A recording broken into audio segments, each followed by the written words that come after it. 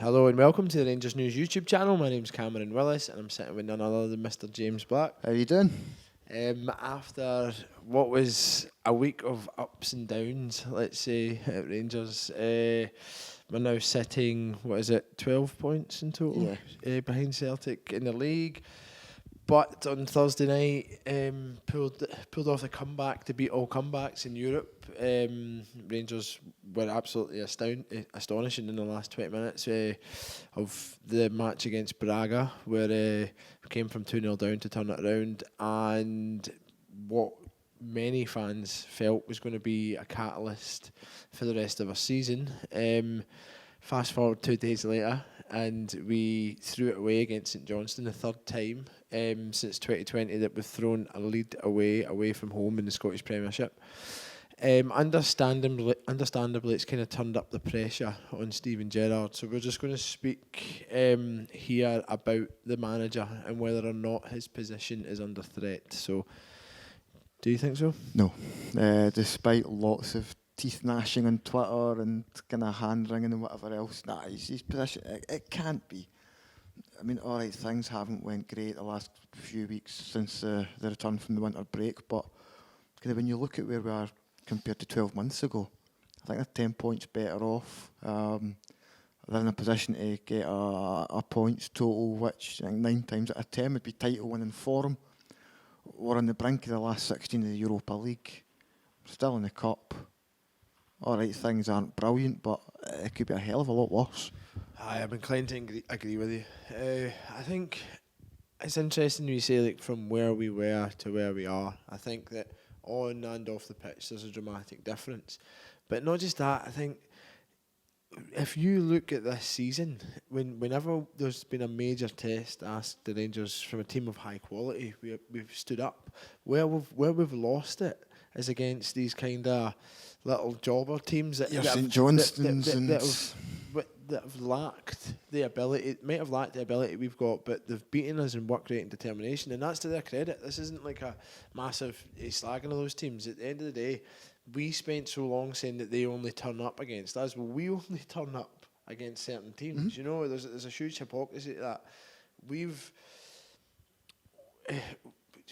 for what, 4 games since the turn of 2020, we've struggled to turn up against teams that we really should have been performing against. And I think going forward, the team, Steven Gerrard and his backroom staff need to understand that we need to turn up for every game.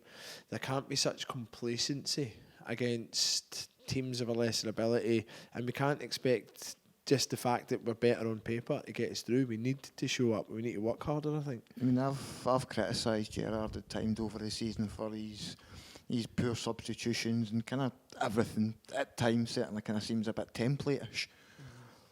But you kind of look at the players' reactions in the St Johnstone game, and there's nobody that you can really see bursting a bollock to try and do anything. There's nobody that's running through brick walls. There's nobody that's kind of cajoling other players on.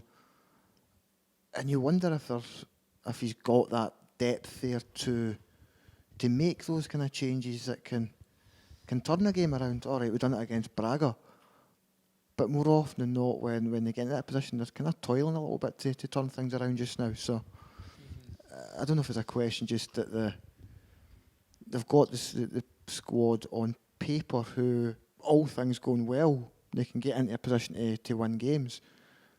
But when things go against them, they've not quite got it in them to kind of really properly affect that turnaround. I think so much it lies in the players for me. I think so kind of abject, disconsolate. They turn it on against certain other teams, but they can't turn it on against smaller teams. And it's like all the way through the squad. I mean, Nicola Katic's performance against St Johnstone was a horror show. It was really poor. And I thought Ryan Jack was really poor. I thought that the only 2 players in that game that get pass marks for me would have been Joe Rebo in the second half and Flo Canberry. I think that everybody else failed to turn up. But on the Gerrard thing, I think that he does deserve a level of criticism, because at the same time as the players have been complacent, he's been massively complacent. Every single person knew that Canberry should have come in for Kent. He's standing beside players that aren't performing. and haven't been performing, and he's not been ruthless enough, not been quick enough to change it. He's been too stubborn, and there's been a lack of pragmatism. And I think that comes to the formation, to his player choice, etc.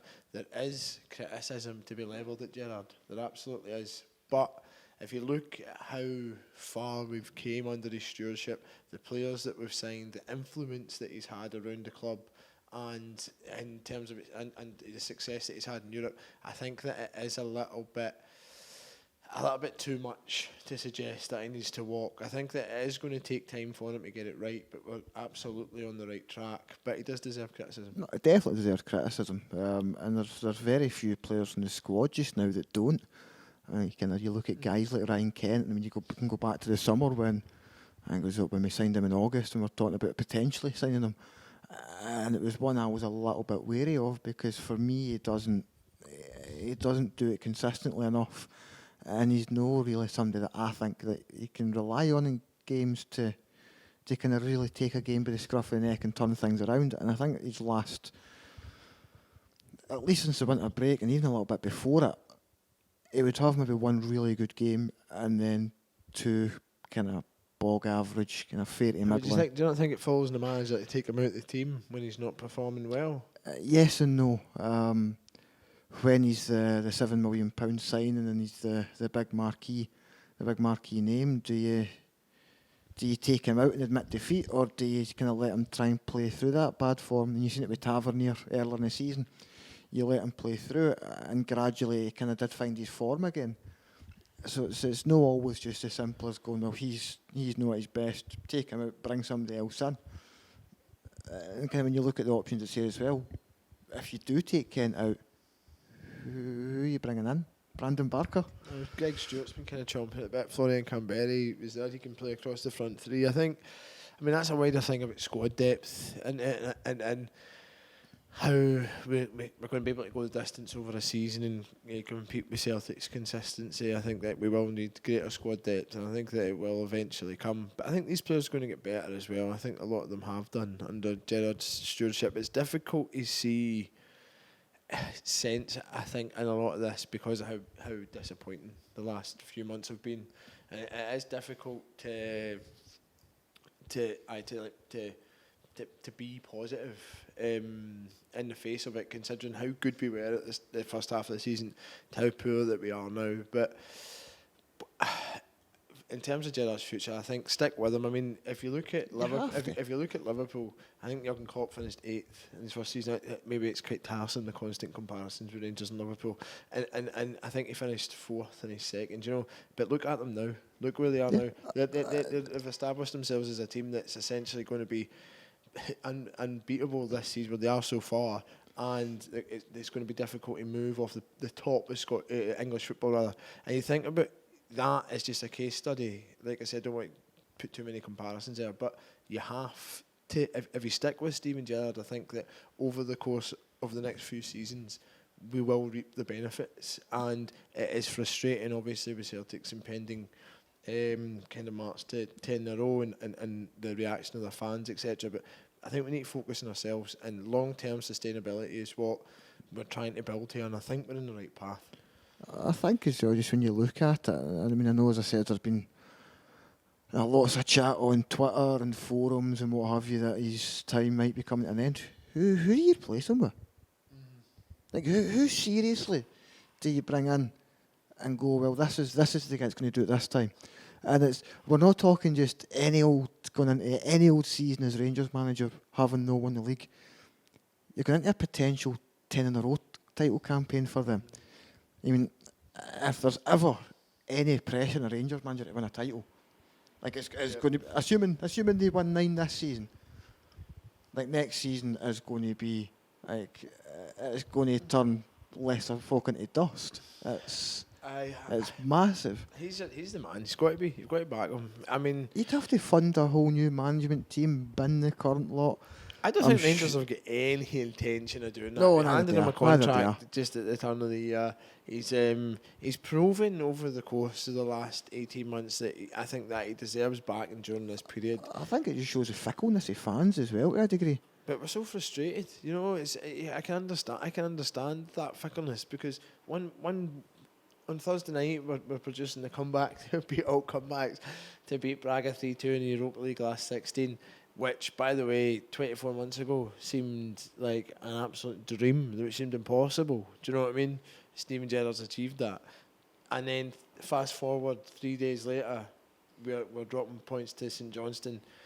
I can't even begin to describe the standard of defending or the standard of performance. Twitter would have had a meltdown in 94 when we lost to AEK Athens, Falkirk and Celtic all in the space of a week. They wanted Walter Smith hung for the main stand. We'll see what happens. We'll see. Do you think so? What do you think's next for Steven Gerrard? It's going to need to be a hell of a big performance on Wednesday. Has to be. He needs to have some kind of reaction for these players, because if he doesn't, it is going to start building real pressure on him. Because if he can't get a reaction for the players, you can't just go and turn over a whole squad again in the summer. And he has to make at least the majority of what he has work.